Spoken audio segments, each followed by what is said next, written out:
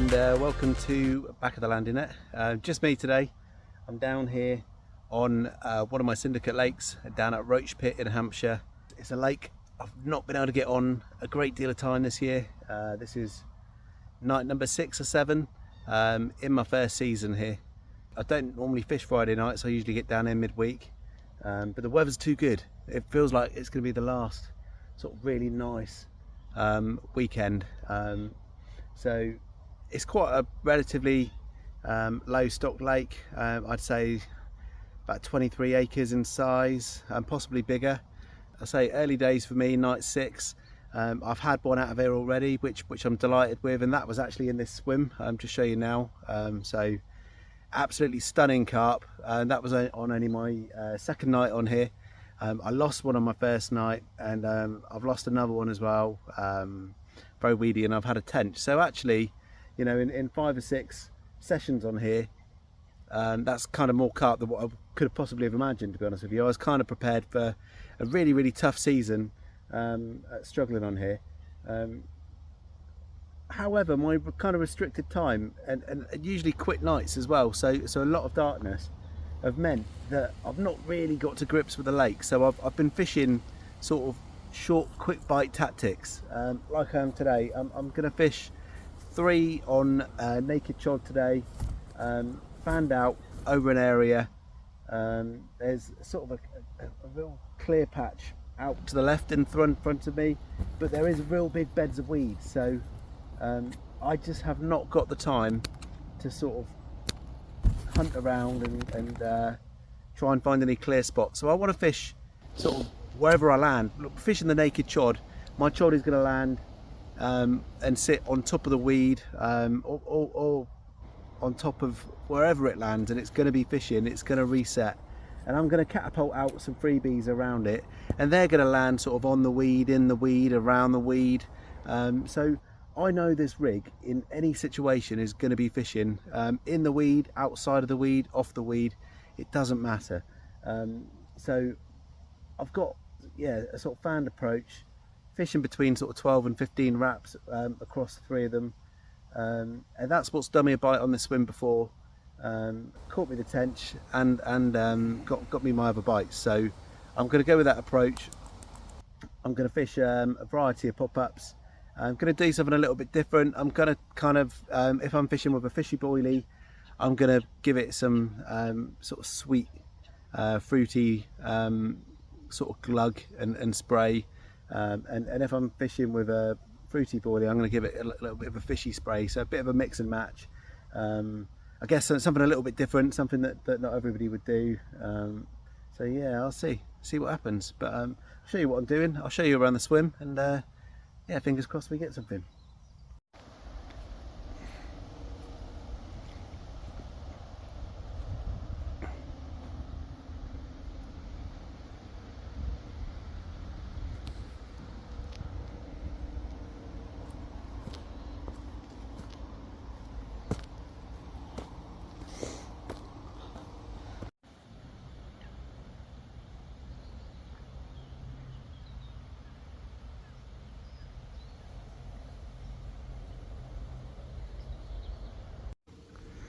Those 2 seagulls there in the middle of the screen. Let's see if I can zoom in on them.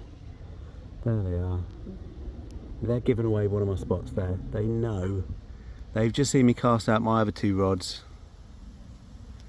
and cast some sort of loose singles and freebies over the top of it. And they know that more are coming. So they're just sat there waiting. They're not stupid. So I'm going to get a bit of bait out now. I'm sure they're going to go crazy.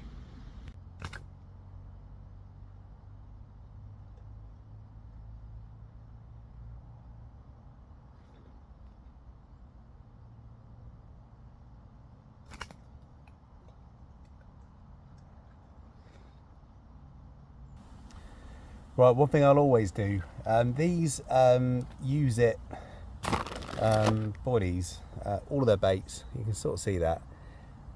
They're awesome, they are awesome, you know, they're so sort of soft. Their breakdown times are fantastic for my fishing, and they smell amazing, and they're absolutely brilliant. However, I will always whatever bait I've ever used, without exception, I'll get some glug or bait dip, just put a bit in the bag, especially when I'm casting out freebies. And I'll do this like whenever it crosses my mind, sometimes multiple times a session. I'm going to keep putting flavour into there. I don't know if you can see inside that bag now. Just see the consistency there. It just enhances the flavour of them, and you know, it just gets that glug once it hits the water, coming up through the channels and sending out bigger attractors and wider attractors to all of the potential fish out there, and hopefully get them home and over the spots. The way I'm fishing with a single hook bait, and I'm sort of catapulting 20, 30 freebies over the area. So I'm not kind of trying to get fish onto a 5 kilo pile of bait today. I'm trying to get them to spot one boilie. I think, oh, is there any more? And just get them sort of rooting around, picking up one or two more. So I want to get these boilies as easy to find through any of their senses as possible. And once they get onto one bait, get them moving on to the next and the next and the next, and then hopefully finding my naked chod and hopefully catch a fish. But you know, it is tough going. The reason I've not done any vlogging down here at all is because I've just always wanted to focus on the fishing and try and catch something. But you know what, it's nice for me as well to have a record to look back on and say, oh yeah, I remember when I was fishing there. The amount of videos me and Chris look back on these days, and we've forgotten we fished. People sometimes ask us about lakes we fished and we're like, no, we haven't done that. Then we realise we have. So yeah, I do treat this place as camping, but if anything comes along, it's a bonus. But like I say, I've been quite lucky. I've seen a bit of action, so it's not done a fish for a week now. I know the owner's been on here, one of the head bailiffs been on here, done 2-3 nights, so it's a tall order to come down and catch something. But you know what, lines are in the water, I've got good baits, I like the spots, I like the tactics. Conditions feel really carpy, quite warm, last bit of autumn warm, and come on, let's do it.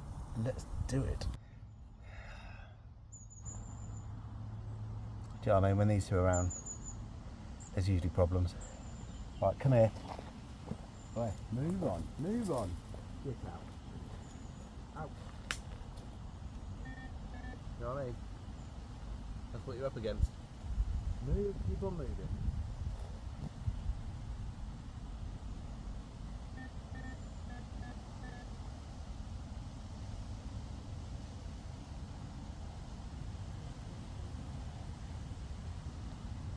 Keep moving.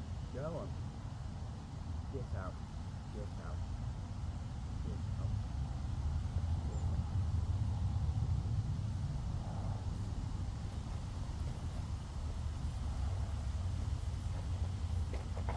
I had to headbutt a swan once just to get it out the swim. Tried to break my arm, but it's like 90% muscle and 7% bone, 3% skin, and a little bit of blood as well. So yeah, don't mess.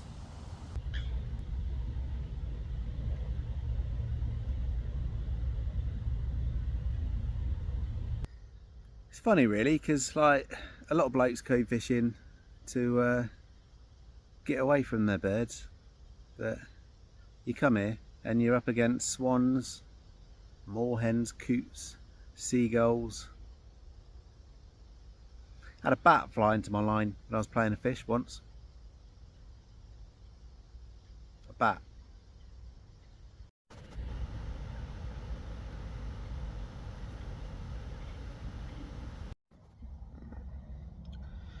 This is always the great bit of a session.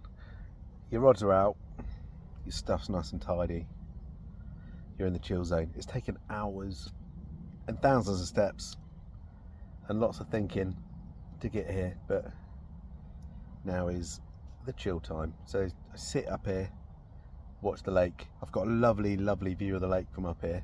I'm sort of raised up halfway up the mound, halfway up the bank, and anything that sort of tops or comes up to the surface in my swim, I'll be able to see it. So yeah, just sit back, chill, and have a little bit of yellowtail. The yellowtail today. After the yellowtail, I've got lovely bit of rioja. Yeah, so just get in the zone now, innit? Just chill out. Jesus Christ. Don't take it so seriously. Just get out, do what you got to do, sit back, relax. Life's too stressful to get stressed when you're fishing as well, yeah? Just glug on a bit of that, unless you're an alcoholic or in recovery from anything. Like, just do whatever you want. Don't let me. Just enjoy your fishing. Fuck it. For this lake, and don't get me wrong, I'm not a massive fan of dropping leads. If I can avoid dropping a lead to capture a fish, I will do it. But these heli safes on this lake have been absolutely fantastic. I've never used them before I fished this lake, but essentially, if there's a bit of resistance, it will drop the lead. And there's sort of a couple of springs in there that sort of allow you to sort of eject or retain the lead, but it's absolutely fantastic. It just means when you drop the lead, it just means your fish is going to come straight up to the surface and come in easier. Nearly every fish this time of year on this lake, people are having to go out on the boat to get it through weed to land it. So honestly, this has been a bit of a game changer for me. I'm not a dropping leads at all. You know, I dread to think in some of these sort of day tickets that don't even have weed, and I see people dropping leads. I dread to think how many leads are at the bottom of some of these big commercial waters. Yeah, I would like. I'd be going with some sort of underwater plough, scooping it all up, like selling them as seconds, a bit like golf balls. You know what I mean? Golf secondhand, used golf balls. That is a big market. But yeah, honestly, I really recommend them. Every time I've caught a fish using that system, it's dropped the lead. The fish has come straight up to the surface, and it's been relatively easy to get it in. It's been a complete and utter game changer. Yeah. I just thought I'd show you a bit of a montage of some of the fish I've caught this year, because it has been a really good year, and I sort of attribute that to the change in bait, to fishing with the Use It boilies. They did three main flavours: peanut, bubblegum, and krill. So a fishy, a nutty, and a sort of fruity bait. Really the three sort of stable classics really in carp fishing. But one of the things I really like is you can just, from a few kilos, order a custom bait. Pick the flavours, they'll roll it, they'll make your custom flavours out of a list of flavours they've got. And the custom hook baits they do, I think honestly are second to none. So I left Mistral now about a year and a half ago, and I tried a few baits, and I was trying this bait for about 8-9 months, and my catch rates were brilliant. So I'm really grateful to be using the Use It range, and yeah, it's helped me catch some of these awesome fish this year, and it's probably pound for pound, it's been one of the best seasons I've ever had. So yeah, good. And I'm sorry that we haven't made videos. Good bit of news. So you would have seen the bloggers match, hopefully, that me and Chris went to at Falkby Fisheries about a month or so back. This is obviously a video you're watching now, if you are watching. Me and Chris are back out again next week, so another episode of Back of the Landing Net with me and Chris, and it's something we're both quite keen and passionate to kind of get back up and running again, and get out on a regular basis and produce regular videos. So we enjoy it. Yeah, it's good fun fishing together, and it's been awesome seeing all the comments and from everyone. I'm out probably, it's fair to say, a lot more than Chris fishing these days. If you wanted to follow me, I've got an Instagram page where I upload pretty much all the fish I catch. I've been doing that for years now, so details below, link in the comments.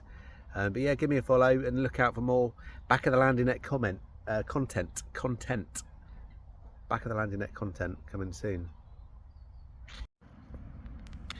Right, I'm a little bit bored now, so I'm going to look at the state of this. I'm a little bit bored, so I'm gonna start making a few more rigs. Got a lot of solid bags there that I'm gonna start making for spring. Quite a few Ronnie rigs. Yeah, I'm gonna make some hinge stiff rigs. I think just I haven't got any in here at the moment, so just to pass the time, do it here. Then you're sort of prepped for a session where you might need those rigs. So that is what I'm going to do now to pass the time, as well as the red wine.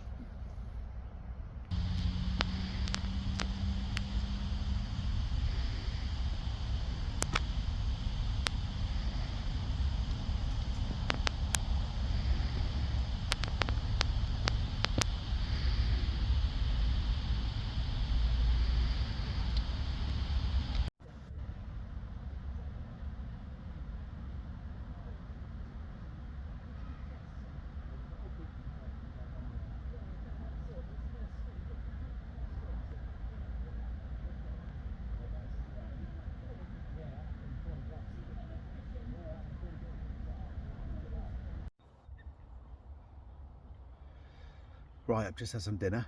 Yeah, it's going to get dark soon, so I thought I'd do a little bit of an update. I've got something quite cool to show you. I've got my tufty torch. If I flip the camera around, I see these guys, they're right the way over there in the distance. People say to me, does the tufty torch work? Watch this, I've just switched it on.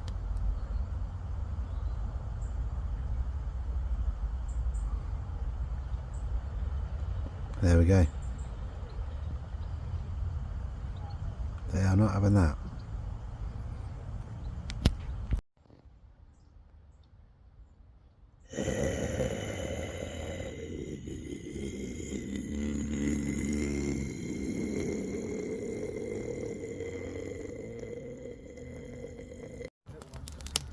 Right, got a nice little picnic bench, got a fire going. My mate Adam's just turned up, he's just off looking for some firewood, and we're going to sit out and chill out and have a little drink. Just seen some fizzing on a couple of the spots. Got a nice view of Adam's swim there and my swim there, so nice little social spot. Fingers crossed we get some action.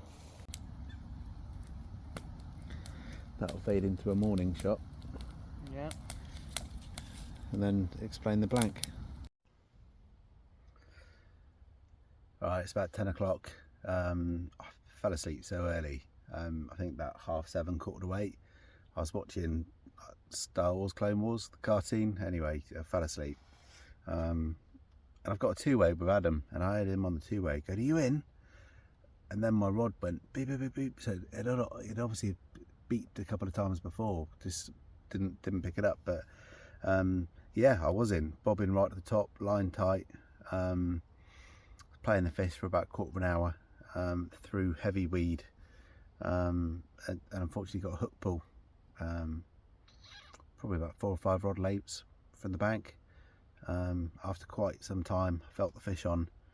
I'm annoyed with myself that I usually hear one beep and I'm up. So the fact the first thing I heard was him on the two-way, I asked if he heard my rod.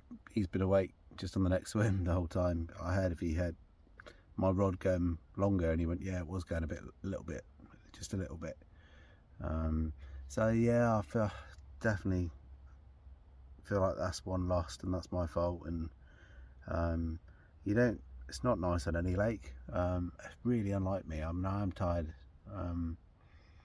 but I think on this lake it could be like a pretty mega fish lost. So try not to think about it. I've got it back on the spot. Take the positives. Again, it's only like session number 6 or 7. Getting bites is hard. Getting bites is a hard thing to get on this lake, so I've got to take the positives. Even though I'm feeling pretty deflated, it's back on the same spot, same setup. I know it's fishing, but yeah, it's a blow. I've got to say it's a blow. I'm really annoyed with myself, and Yeah, perhaps I should have a fish on the bank now.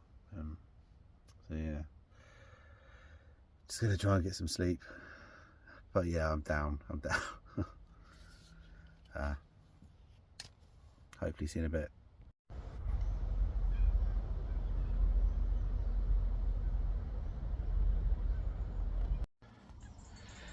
Morning. Wow, still gutted about last night. I had a couple of little tickles in the night. One I think was a goose swimming through. One was a robin landing on the rods, and I think one was more hens out there. So again, bird life, not carp life. Bivvy's all down. Just a few bits of gear there now. Yeah, one thing I didn't mention last night is the heli safe didn't release, so it didn't drop the lead.